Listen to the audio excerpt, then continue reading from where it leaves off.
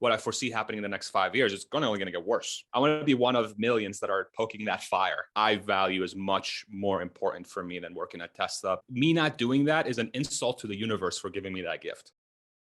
One of your videos, you talked about Tesla going into making everything, and I completely agree there. And I can see a future where Tesla literally just makes everything. They've completed manufacturing. So on that, is there anything that would encourage you or incline you to want to rejoin Tesla, or are you done? This is something that I get asked a lot, and so put it this way: if I didn't have an option to pursue my own way, and I had to work somewhere, I would only work at Tesla from now on. Because I think that the environment that Tesla has is so freaking unique. Yeah. And you're surrounded by so many smart people, and the mission is so important.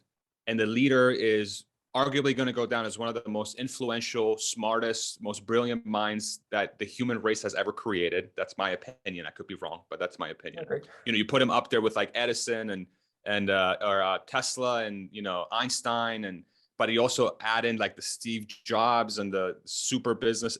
He's just this weird mix of talent that's really odd. But that's my opinion. So under that scenario, if I didn't have a choice to follow my passion, then I would only work at Tesla, and I would do everything possible humanly to like work at that company. But the one thing that I'm really enjoying right now is time.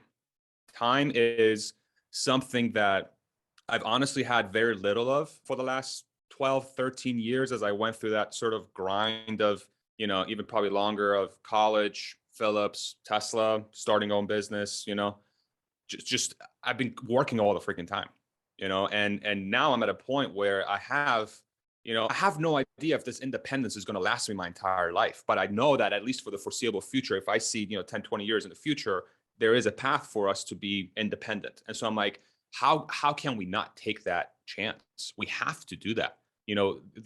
Literally the only thing that's sure in life is death. You will die at some point. Yeah. And you're not going to be here for very, very long.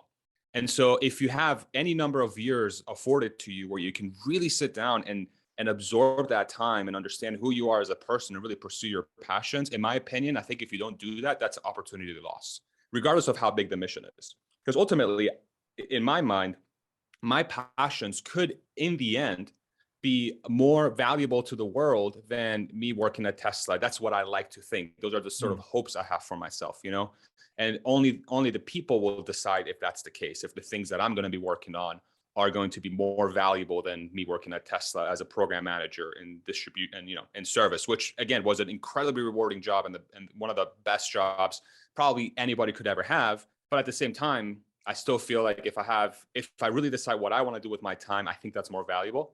And I get to spend more time with my wife and my family and my friends, and I get to do whatever I want at any time. Some mornings I'll wake up like, I don't feel like recording a freaking video today, or I don't feel like doing this today. I'm just going to go read a book or go out for a walk, or, hey, let's take a trip to freaking Bahamas, right? That's incredible flexibility that such a small percentage of the total. If you think about it from like a world population standpoint, there's 7.8 billion people in the world. What percentage of those people get to do what I do? It's like a fraction of a percent.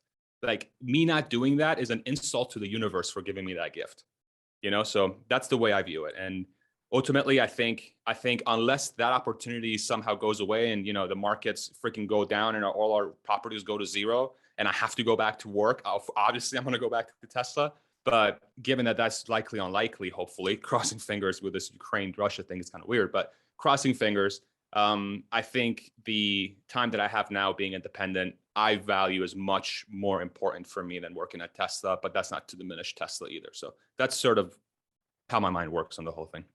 No, it's a beautiful perspective, and to echo what you said, like that's a huge thing that I think, as you said, a fraction of a percent of people actually get to have that in their life, to be that free, especially like you've got a youth on your side, definitely to be, I suppose, retired at that age as well. And it's something that I really resonate with. My friends have started making fun of me a bit that I'm like semi-retired, because I had a whole life change over the last year, and I'm now in a position where I spend 20 hours of my week like working, but I spend the rest of my time making videos, doing what I want in recreation with my hobbies and stuff. And I spend so much time. I spent every waking, like for for the last 4 years prior, I was waking up at 5, started working, or was doing something to get me ready for work, and then just would go to sleep at the end of the day, whether that was 9, 10, 11 o'clock, back up at 5 again, neglected friends, neglected girlfriend, neglected family, just to work and work and work. And it's now that I've got to a position, like you're saying, of where you can have that freedom and you've got choices to make, it's something you really need to appreciate. And as you said, it's an insult to the universe to not sort of absorb that opportunity, which is something, beautiful perspective you've got on it. I appreciate that. It transitions nicely. The next point I want to come on into is just like your career now in terms of YouTubing, podcasting, which I've been really enjoying, and hence why I invited you on here. It's really phenomenal. I've really enjoyed your content, and it's really nice to get insider perspective. Well, you've touched on it a bit. So in pursuing YouTubing and podcasting now, have you got an overall strategy you're working with, or is it just kind of going with the flow? You've said like you've got a lot of freedom, but have you got sort of this ultimate strategy that you're working on and like plans? Is it as constructed as like 90-day, year, 5-year goals and such? Yeah, good question. So initially when I started the channel, it was totally go with the flow, 100% go with the flow. But the more I'm doing it, the more I think I'm realizing that there's some actual value I can bring using this platform, and either be it sharing things that I've experienced to, Tesla, to help others that are investing in Tesla or want to know more about the company. That's one thing. The other one is there's quite a bit of things that I've learned through leadership and leading teams where, I feel like sometimes that knowledge is like locked away or is secret for people, or it's hard to access if they want to become great leaders, or learning how to make something happen. Those are the kind of things that I've learned and I've become really good at over time. So I want to just give those away. Like, here you go. I really enjoy the podcasts. Like even this conversation, I really enjoy, because I think there is the world seems very divided right now. And what I keep thinking about is like, okay, how can I, even if my channel is super focused around Tesla and, certain companies and leadership or whatever you want to call it, and it's podcasts about technology and the future and stuff, there's still the overarching theme for me is that there seems to be a lack of togetherness. There is a lack of empathy. And I think ultimately what I would love to be a part of is to figure out how to bring everyone together through either a common mission or somehow, I don't even know what that is, but I think ultimately what I would love for my mission to be is to be one of the people that helps bring this whole freaking thing together somehow. The way media is going and the way different things that are happening in the world, it's division, tribal, groups. But the world has never been more connected, and maybe that's a byproduct of sort of where we're going and how we have to navigate through the time. And maybe this is a necessary sort of period that we have to go through before we realize, hey, we're all human beings. Let's just freaking hang out and chill and figure out how we can help each other reach our goals. Maybe this is the necessary part, but ultimately to get there, something has to happen. You have to light a match somewhere. You have to stoke the fire to make that happen. I want to be one of millions that are poking that fire, that's saying, hey, let's go forward. I don't know exactly what that means yet, but I think that's my bigger purpose in life, is to figure out how to do that. And even if I help 4 people, come together somehow, where either through my channel or new stuff that I make somehow that helps them realize that we're all in this together, and there are bigger things than just focusing on each other's differences, that we really should focus on how we are alike and the things that we enjoy and the things that we can do together. I think that's ultimately what's most important. And honestly, Tesla, in a way, I think resembles that, because the weird thing that I've noticed is like Tesla, their fan base, especially in the United States, is pretty freaking diverse. You have people that you would never imagine were Tesla fans because green energy or whatever. For example, one of my neighbors is born-bred Texan, and he worked at the oil field, and he's like the most Texan person ever. But he's like, that Tesla's freaking cool. It's an awesome car. It's bringing people together in a way, even though there are some things that Elon does that might kind of do the opposite. It's interesting. I think there's a lot of beauty in things in life that bring people together. And I'm trying to figure out how to make that happen for everybody. I don't know exactly how that's going to pan out in the future, but like, if you're thinking about like 5-10 years goal, that's sort of where my head's going. Okay, how can I be a person that can help bring people together? Oh, it's wonderful. I love your metaphor on poking the fire. And I think that's a huge thing that's come from mainstream media. Like, it's a very toxic thing. You go there, if you consume any mainstream media, you're always going to come away feeling a little bit sick, worried, concerned, and the world's falling apart. And especially, I think that's where YouTube and other platforms, podcasting especially, to be able to gain access, especially like if you are a Tesla fanboy like me and a massive like fan of Elon, you can sit down and listen to like Lex Fridman and Elon Musk discuss all manner of details for hours on end.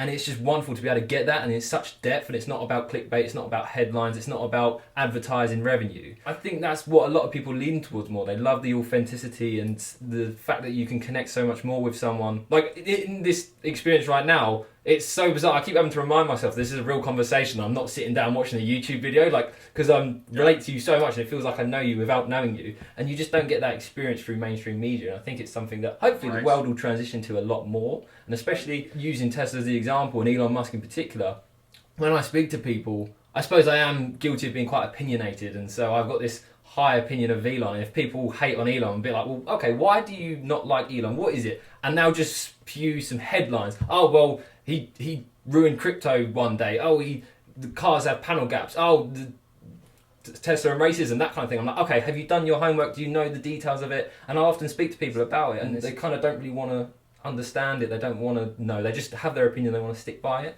So I think that's something that mainstream media hopefully will move away from that and stick with this consuming of podcasting and YouTubing. Yeah, I think the big thing there though is like, what are the incentives for mainstream media to move away from that? That's the problem. They're not really incentivized to do that. Their incentives are like, how can I grab people to come to my site in any ways possible, because my market share is shrinking and we're making less money, and literally what I need to do is make more money for the company. So I need to bring eyes somehow. So like the incentive structure is broken for mainstream media. So if anything, what I foresee happening in the next 5 years, it's only going to get worse, because there's going to be less and less people going on, as people go to Joe Rogan and Lex Fridman and and other people. What I see happening is over time, the mass media, with the wrong incentives that they have, it's only going to get worse. The noise is only going to become louder. They're going to become more desperate for those eyes. And I don't know how it is. You live in England, right? Am I correct? But yeah. So I don't know how the mainstream landscape's over there, but over here, like CNN, Fox, MSNBC, and some other TV stations. And I like to kind of watch them randomly, because I go to Fox, and I go to MSNBC, and I go to CNN. And each three of them are covering three completely different things that are specifically for their agenda. And it's the craziest thing. And it's only been getting worse. They're only really polarizing themselves even more. So yeah, I don't know, man. It's a weird time, but I think ultimately the more voices are out there that are rational, like yourself and Lex and other folks as well, I think ultimately that's where humanity's news consumption is likely to come from, unless we change the incentive structure around mass media that actually incentivizes correct, logical information and news, instead of this crazy politicized, polarizing news articles and titles that incentivize clicks, period. Forget what's in the freaking article. Like, it's such a weird time we live in. But I think you're right that at some point this will eventually fix itself in some way, but I believe it'll probably get worse before it gets better, but we'll see. I could be wrong. No, I agree with you there, and I'd like to see that the world transitions more into this kind of content. And on the subject of podcasting, YouTubing, obviously with your podcast that I'm very much enjoying, and as I mentioned, I think that's how I came across your content. I don't know. I think if I recollect right, I was seeing your thumbnail starting to pop up, and I was like, "Oh, ex-Tesla employee revealing information." And I was like, I have a lot of content I consume, and I'm like, is it something I want to watch? And then I saw it, and it's the same thing. You see a thumbnail, you're like, you see the thumbnail again, you're like, and then eventually, and I think it was when you interviewed Stephen Mark Ryan, that's when I was like, okay, because Stephen Mark Ryan is someone I'd watch like literally every morning religiously. I have my breakfast and I sit and watch his video for the day. And shout out to Stephen Mark Ryan. Yeah, shout out to Stephen Mark Ryan. So I saw obviously you had him on your podcast, and I was like, okay, definitely clicking and watching. And then next thing you know, I'm like subscribing to your channel, watching all your videos, and it's like now there's another channel that I'm subscribed to. Sorry. No, it's been brilliant. But one thing I want to get from that is obviously you've had Stephen Mark Ryan, you've had Dave Lee. In getting these guests, what kind of like tips and what process have you got? Or is it literally like I jumped on LinkedIn and reached out to you? Is it the same sort of thing for you? Or have you got something that a strategy you work with to get guests on your podcast?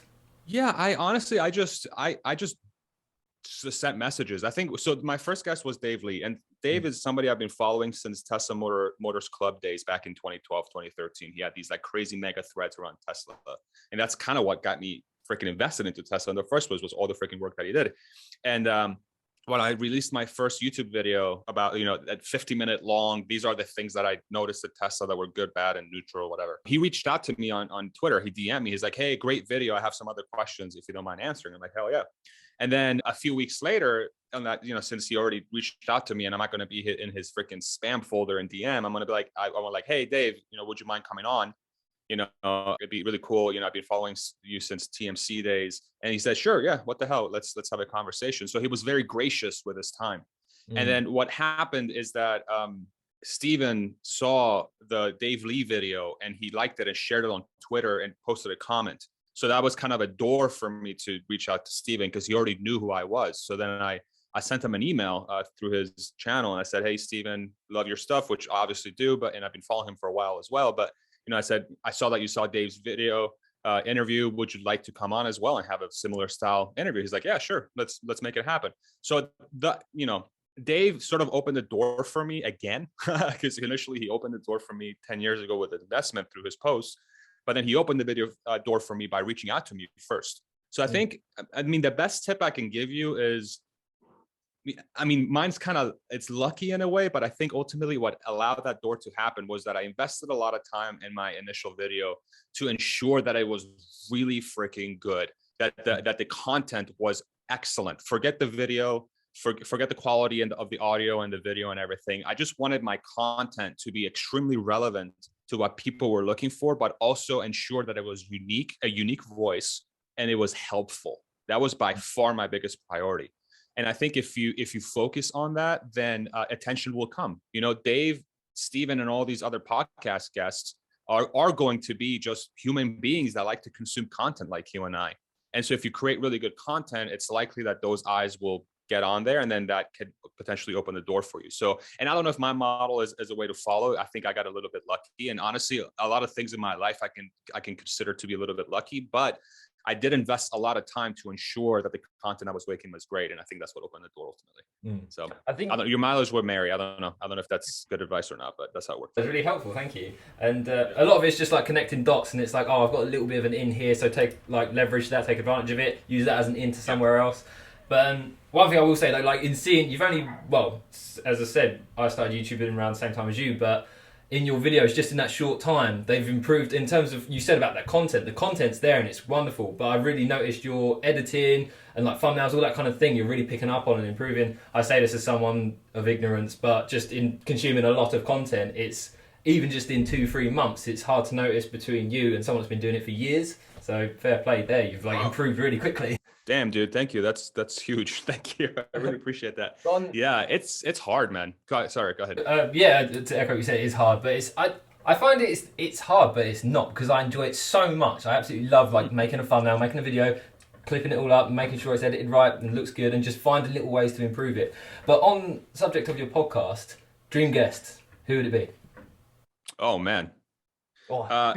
What's the dream list of guests? Yeah, I actually have, let me pull this up, because I actually have a Google Doc where I have guests that are coming on, guests that I've had. So all the questions that I'm planning on doing. Tom Nash is actually coming on my podcast in a couple of weeks. So I'm very excited to talk to him about that, about his stuff. Obviously Elon Musk would be incredible. He would be my biggest one. I would love to have Lex on at some point as well. Lex Friedman. He's a brilliant engineer, but he's also just such a nice guy. He just comes across as such a sweet human being who's also super nerdy and really understands engineering. So I think it was just so fun to talk to him. Those two are obviously at the top of my list. And sometimes I'm like, well, you're sort of overshooting your goals here because you just started, and who the hell are you? Nobody knows you. But honestly, unless you have some sort of goals that are huge, unless you have those goals, you're not going to do things that incentivize you to make something happen to get eventually to that point, right? So I would love to talk to Elon one day, and especially Lex. Who else do I have here? Let's see. I have Andrew Yang would be awesome to speak to. I don't know if you're familiar with Andrew Yang, but he's a sort of a figure in the United States. He ran for president in 2020 as a Democrat, but he's big on universal basic income. And I saw, I think you made a video or two around that topic. I think you just released one very recently about that, which was something I'm very excited about. Yeah, I would say those three are like my biggest folks. Joe Rogan would be another person I would love to have on my show, but he barely does any conversations, so that would be really, really cool. But I would say Elon number 1, Lex number 2, Andrew Yang number 3, Joe Rogan number 4, and then sort of go down the list from that point forward. And there's obviously folks in the Tesla community that I really want to speak to as well. Like I've been trying to get Rob Maurer. Rob, if you watch this, bro, I reached out to you on Twitter. Hit me back. Let me know. You know, that's somebody I really want to talk to, because in the last 5 years, he's been fighting FUD just like everybody else on YouTube, doing such a great job and basically working for the company without getting paid by the company, you know? So they did a lot of work. There's a lot of different people I want to talk to, but if you're asking about like my biggest goals, Elon Musk for sure, number 1, and Lex Fridman's probably not that far behind. There's one thing I want to take out from there, literally you just said about when you mentioned Rob Maurer, and is that the fact that working for the company without getting paid or without actually working for the company. And that's one of the biggest strengths that I think is undervalued in Tesla, is how many companies do you go on YouTube and find dedicated channels that will produce content daily, weekly, and invest so much into producing content about the company. And how many companies have got enough going on that people can make that much content on it? And that's an incredible value point that Tesla's got.